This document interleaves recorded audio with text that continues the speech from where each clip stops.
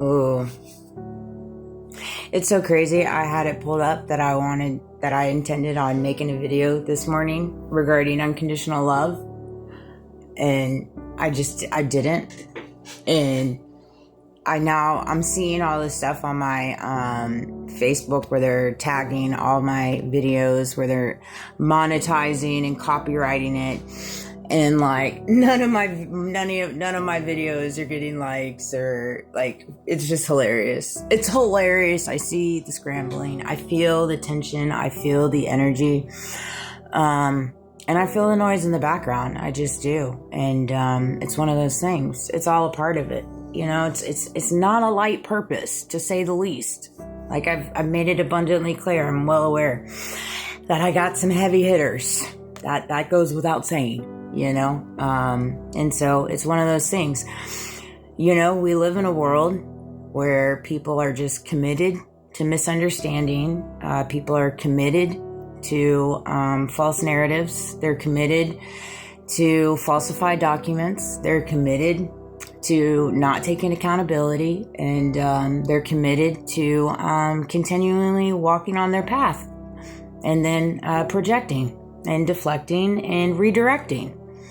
And that's just the world that we've created, right? However, in my world, I don't pay any mind to it. I don't pay any mind to it because that's their world. You see, that's not my world. Dun dun dun. That's the clincher. Because they might have all these angles and these things that they can do in the back, but it makes no difference to me because it still has no value in my world. None, actually.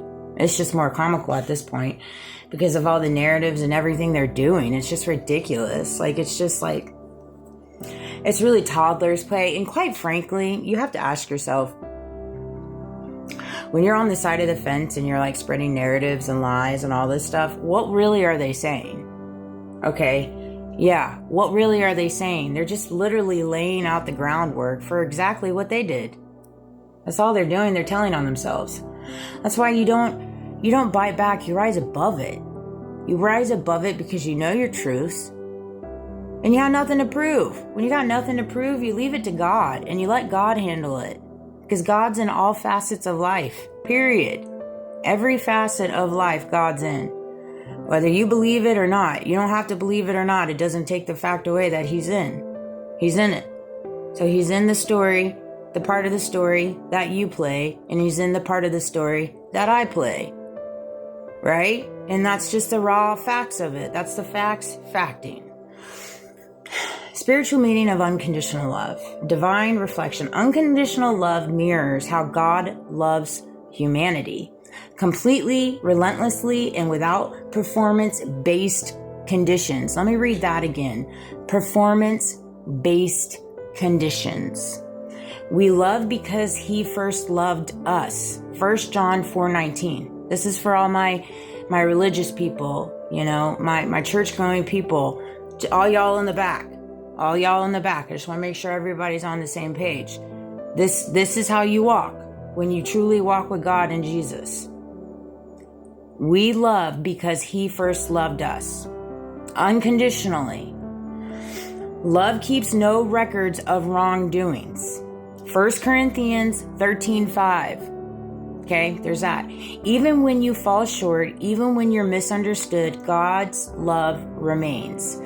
This love sees you fully and loves you anyway. Loves you anyway. So no matter what the projections are of the world, because by golly, they're going to be there. It's the gracious world they've created for us. Projections and deflections, hate, lies, schemes, extortion. I mean, it's all there. It's all there. But that's where you find your serenity. You find your serenity in God's love, because I can promise you right now, anything outside of God's love is not going to be satisfying. In the world that we're living in right now, anything outside of God's love, Christ's love, is not going to be satisfying to you. You're going to be constantly chasing your dark shadows. Healing energy. Spiritually, unconditional love is a healing frequency. Healing frequency. Because I choose to love everybody unconditionally, although I know the truth, and all that's entangled in every part that they've played, I still choose to love them unconditionally. Why? Because it is a healing frequency. It's for my benefit. It melts shame. It breaks generational cycles. It speaks you are worthy, not because of what you do, but because of who you are. This is love that fuels radical forgiveness, including for yourself. This is how you start walking in your truth, walking in your authenticity, walking in your peace, walking in your inner understanding, walking in your standards, walking in your boundaries. As you recognize, yes, noise follows you. Gossip follows you. It follows all of us. If they're talking about me, best believe they're talking about you. Transcending ego. Ego says, love me because I'm right. Conditional love says, I love you even in your process. It doesn't ignore boundaries, but it doesn't withhold grace. See, that's the biggest thing. When people love, they don't love with grace. They don't love with mercy. And that's all over in the Bible. Grace and mercy. And yet we don't talk about that, nor ego. True spiritual maturity means loving without needing to control and letting go without needing revenge. That part.